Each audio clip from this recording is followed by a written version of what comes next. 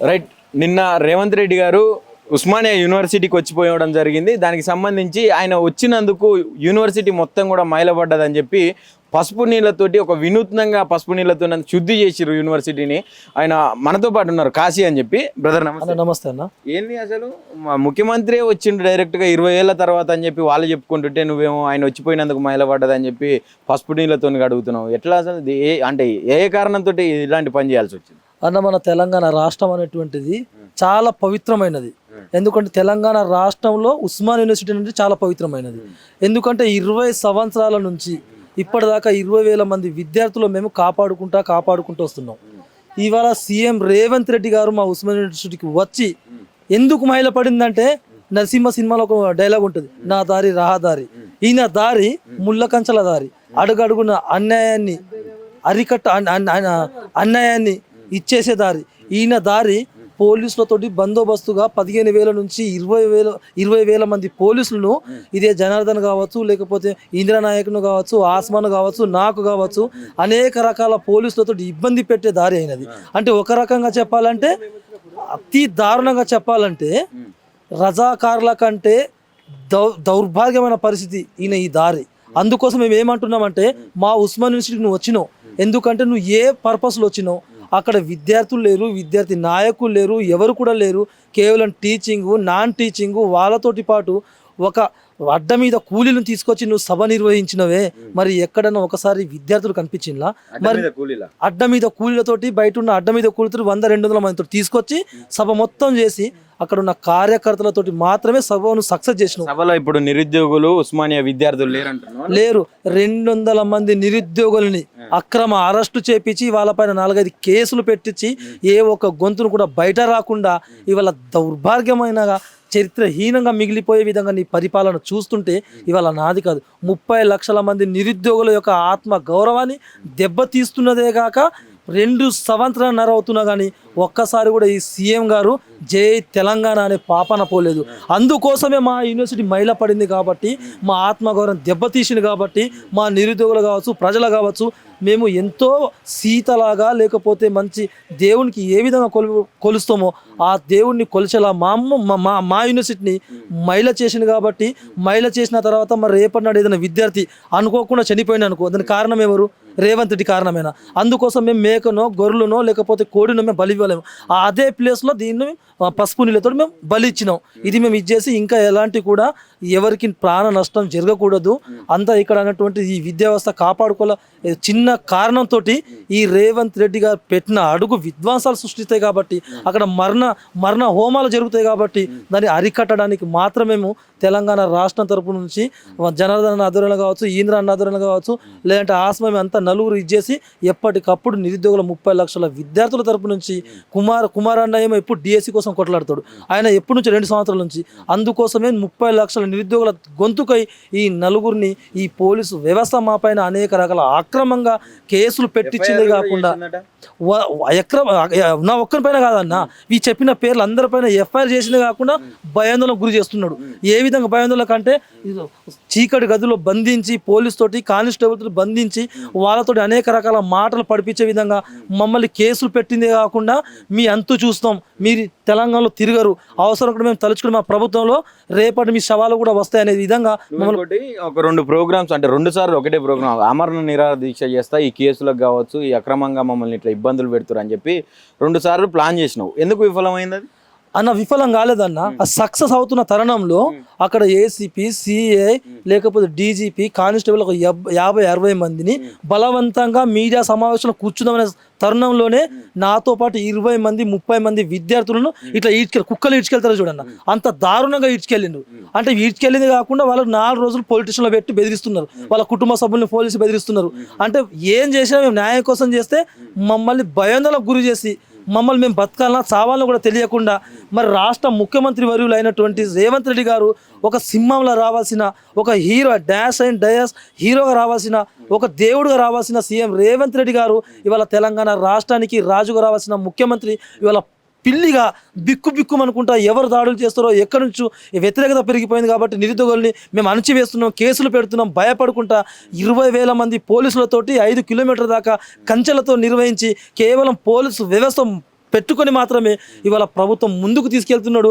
అడిగిన వాళ్ళపైన కేసులు పెట్టి ఇప్పటిదాకా తెలంగాణ రాష్ట్రంలో 6 మంది నిరుద్యోగులు చనిపోయారు.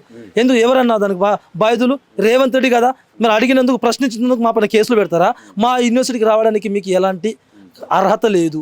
ఒకవేళ వచ్చేది ఉంటే మీరు ఇస్తున్న హామీలు, మీరు ఇస్తున్న దానిపైన ఏదో ఒకటి మీరు 2 లక్షలు ఎట్లా ఇవ్వరని మాకు అర్థమైపోయింది. కనీసం 50,000 అన్న ఉద్యోగ నోటిఫికేషన్ ఇచ్చిన తర్వాతనే మేము వస్తే 20,000 మంది నిరుద్యోగులు విద్యార్థులంతా ఘనస్వాగతం పలుకుతాం కదా.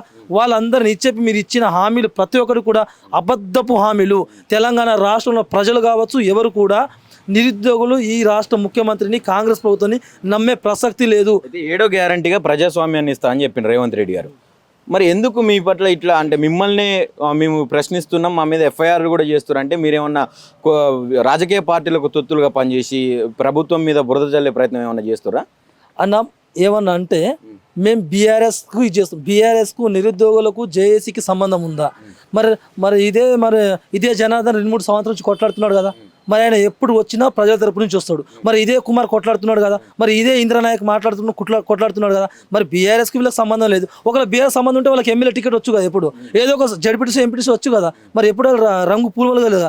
మరి నేనేమంటున్నామంటే, అయ్యా నువ్వు ఇచ్చిన హామీలు మరిచి మా విద్యార్థుల పైన, మా సమాధుల పైన నువ్వు ఏర్పడితే కాకుండా మమ్మల్ని అక్రమంగా అరెస్టు చేయడమే కాకుండా 20,000 మందితో నువ్వు రావడానికి ఆస్కారం ఎక్కడిది? ప్రజాపాలనని మీరే చెప్తున్నారు. ఇది ప్రజాపాలన కాదు. అరెస్టులతోటి భయాందోళనకు గురి చేసే అక్రమంగా ఒక విద్యార్థులకు, ప్రజలకు అన్ని విధాలుగా చంపే పాలన, దౌర్భాగ్యమైన పాలన. భారతదేశమే కాకుండా ప్రపంచం మొత్తం సిగ్గుతో తల ఉంచుతుంది. మన నలుమూలలు ఉన్న ప్రపంచ దేశాలు ఉన్న భారతీయులు, తెలంగాణ ముద్దు బిడ్డలైనటువంటి ఇలాంటి వాళ్ళని ఎందుకయా ఓట్లేసి గెలిపించుకొని మా మానని మేము బయట చెప్పుకోలేకపోతున్నాం. ఎవరైనా మా తెలంగాణని చెప్పుకునేదాన్ని లేకుండా ఈ రాష్ట్ర ముఖ్యమంత్రి మా యొక్క ఆత్మ బలిదానాన్ని, మా యొక్క ఆత్మ గౌరవాన్ని దెబ్బతీసే విధంగా కాకుండా ప్రజలకు భయదలకు గురి చేసి అనేక రకాలుగా సమస్యలు క్రియేట్ చేసి మమ్మల్ని స్వేచ్ఛను లేకుండా, ఈ స్వేచ్ఛని రాహుల్ గాంధీ అంటాడు, ఏమంటాడు? హమ్ సంవిధాన్ బచానే కే లియే దేశ్ ఫిర్ అంటాడు. ఇదే రాహుల్ గాంధీ तुम संविधान बचाने के लिए फिर रहे, మరి రేవంత్ రెడ్డి సంవిధాన్ ఖతం करने के लिए फिर रहे. భారత రాజ్యాన్ని కాపాడని నువ్వు తిరుగుతున్నావు, ఇదే భారత రాజ్యాంగాన్ని సమాజ్ చేయడానికి మీరు రేవంత్ రెడ్డి తిరుగుతున్నాడు. మరి ప్రజలను సంతోషంగా కావచ్చు, లేకపోతే చిరునవ్వుతో కావచ్చు, ఎక్కడ కూడా బతుకనివ్వకుండా కేవలం కాంగ్రెస్ పార్టీ నాయకులతోటి, అక్కడ చెంచాలతోటి, అక్కడున్న ఉగ్రవాదులు ఏ విధంగా ఉంటారు. ఇంతకుముందు మారోడి ప్రమాదం ఉండేది. మారోడి కంటే ముందు రేవంత్ రెడ్డి ప్రమాదం కనిపిస్తున్నది నాకు. అది ఇంతకుముందు చూసినా మన తెలంగాణలో. ఎందుకంటే రాత్రి 12 అయితే గురుకులు వచ్చేటోళ్ళు అన్నప్పుడు 12 ఇట్లా గేట్ల దగ్గర కొట్టి ఇట్లా వచ్చేటోళ్ళు. ఇప్పుడు ఏమవుతుందంటే ఇదే రేవంత్ రెడ్డి గురుకుల ప్లేస్లో పొద్దున్న వచ్చి సింహారాశిలో కూడా ఉంటుంది. అమ్మ మెరుపుతో ఒకసారి వచ్చి వెళ్ళిపోమా అంటే ఈయన వచ్చి వెళ్ళిపోతున్నాడు. ఏమనంటే 20,000 మంది పోలీసులు పెట్టుకొని భయపడుకుంటూ వెళ్తున్నాడు. మరి ఉస్మానియా యూనివర్సిటీ విద్యార్థి నాయకులు కావచ్చు, మా నిరుద్యోగులు కొట్లాడుతున్న మా మిత్రులు కావచ్చు, అన్నలు కావచ్చు, నీకు ఎందుకు అంత భయం? నువ్వు ఇచ్చిన హామీలను అమలుపరచకుండా నువ్వు వాళ్ళపైన బురద పెయిడ్ ఆర్టిస్టులు నీకు అది ఎంత ఎందుకు? పెయిడ్ ఆర్టిస్టులు ఇప్పుడు పెయిడ్ ఆర్టిస్ట్ అన్నది పక్క ఆధారాలు ఉండదా? ప్రభుత్వమే నీది.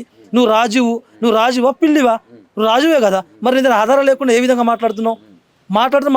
మా అంతరాత్మకు తెలుసు మేము కొట్లాడుతున్నాం లేదో తెలంగాణ రాష్ట్ర ప్రజలకు తెలుసు, 4 కోట్ల ప్రజలకు తెలుసు, విద్యార్థులు తెలుసు. నేనేదో కొత్తగా చెప్పి నేను జనాల గురించి చెప్పడం, ఈంద్ర గురించి చెప్పడం, కుమార్ గురించి చెప్పడం, ఆస్మ గురించి చెప్పడం, ఇది కొత్తగా నేను చెప్పాల్సిన అవసరం లేదు, నాకు లేదు. ప్రజలకు తెలుసు. మీరు చెప్పేది ఏంది, నేను చెప్పేది ఏంది. నిజాన్ని ఎంత దాచినా ఏమైనా ప్రెస్ వాళ్ళు కావచ్చు, మీడియా వాళ్ళు చేస్తే వాళ్ళపైన కేసులు పెట్టి వాళ్ళ సోషల్ మీడియానే దాడులు చేసే స్థాయికి ఎదిగిందంటే మీకు కూడా తెలుసు. మీ పైన కూడా చాలాసార్లు దాడులు జరిగినాయి ఇదే రేవంత్ రెడ్డి ప్రభుత్వంలో, ఇదే కాంగ్రెస్ ప్రభుత్వంలో. మరి ఇది ప్రజాపాలన లేకపోతే ప్రజలను నిండుగా దాచుకునే పంచుకునే కూని చేసే ప్రభుత్వం అనేటువంటి మీకు స్పష్టత కూడా తెలుసు. ఇప్పటికైనా మించింది లేదు.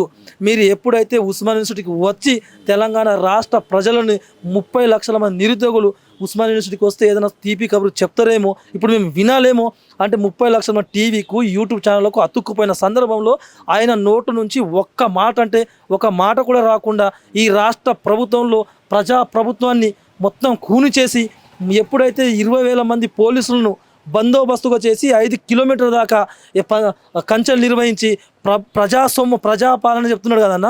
ప్రజల సొమ్ము 10 కోట్లు అన్నటువంటిది నిర్వీర్యం అయిపోయిందన్న. 10 కోట్లు అంటే 10 కోట్లు అదే ఇప్పుడు ఏదైనా పెడితే మరి యూనివర్సిటీకి వచ్చి నువ్వు ఏం హామీలు ఇచ్చినావు? 100 కోట్లు పెట్టు, మరి యూనివర్సిటీకి మంచిగా ఇచ్చే లైబ్రరీ పెట్టు, సైన్స్ దానికి ఇచ్చే పెట్టు, మళ్ళీ నిధులు కేటాయించు, 1000 మంది ప్రొఫెసర్లు వాళ్ళకి ఫిల్ చేయి. అవి అన్నీ లేకుండా కేవలం అక్కడ ఉన్న వీసీ సార్ మాకు 5 కోట్లు ఇవ్వండి సార్, ఇది బిచ్చం వేసుకుంటున్నా. వీసీ అక్కడ అడుగు, డిమాండ్ చేయి, మా కయస్ మా 100 కోట్లు ఇవ్వాల్సిందే, ఉస్మానియా యూనివర్సిటీ మేము అభివృద్ధి చేస్తామని చెప్పు, అడుగు, నీకు హక్కు ఉంది కదా, నువ్వు గవర్నర్ తర్వాత గవర్నర్ కదా, మరి ఎందుకైనా బిచ్చమాడుకుంటున్నావు? అని నువ్వేమైనా బానిసవా కాంగ్రెస్ ప్రభుత్వానికి?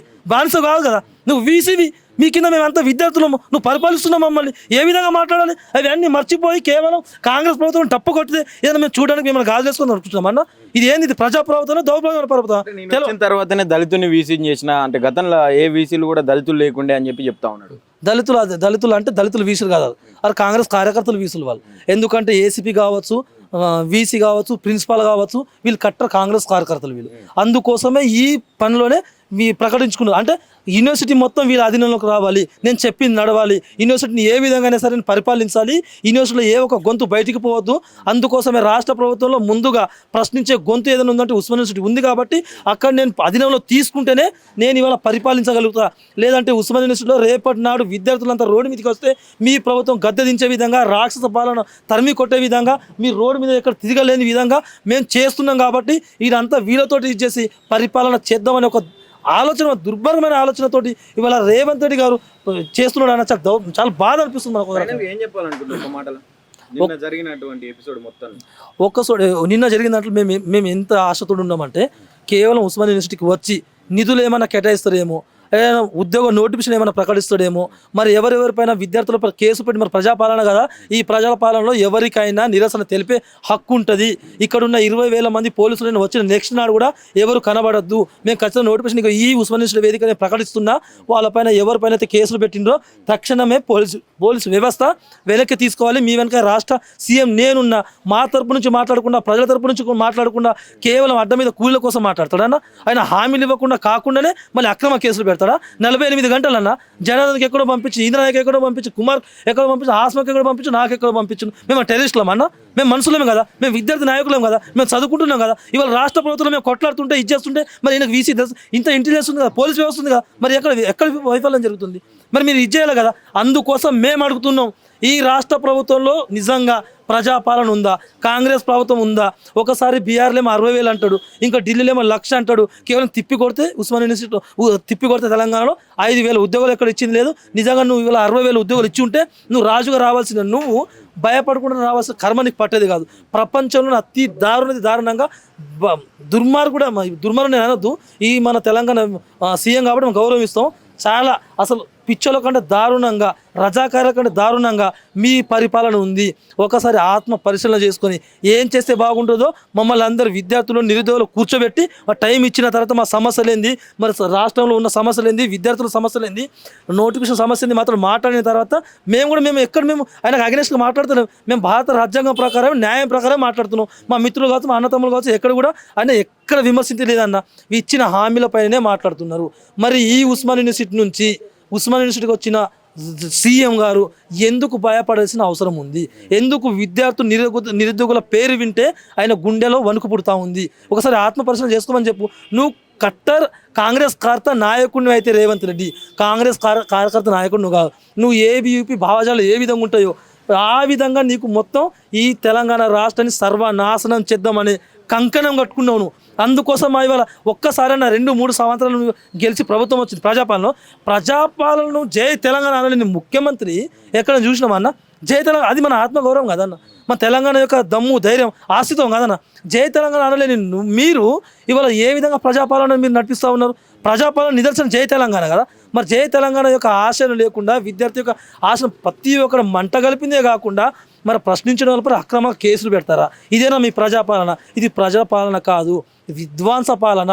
ఇప్పటిక తెలంగాణ నలుమూలలు ఉన్న 4.5 కోట్ల మంది ప్రజలు ఇప్పటికున్న కళ్ళు తెరవకపోతే రేపటి నాడు మన సమాధి ఖచ్చితంగా మన సమాధి మనం నిర్మించుకున్నట్టు అవుతాం. ఎందుకంటే పిచ్చోని చేత రాయిస్తే వాడు ఏం చేస్తాడు? ఏ క్షణమన్నా మన పైన దాడులు చేయొచ్చు, ఏ క్షణమన్నా. మరి ఆ దాడులు ఎట్లుంటే తెలియదు మనకు. అందుకోసం ఇప్పుడన్నా కనువింపు చేయకపోతే రాబోయే రోజులో మనమే సమాధి చేసుకున్నట్టు అవుతుందన్న.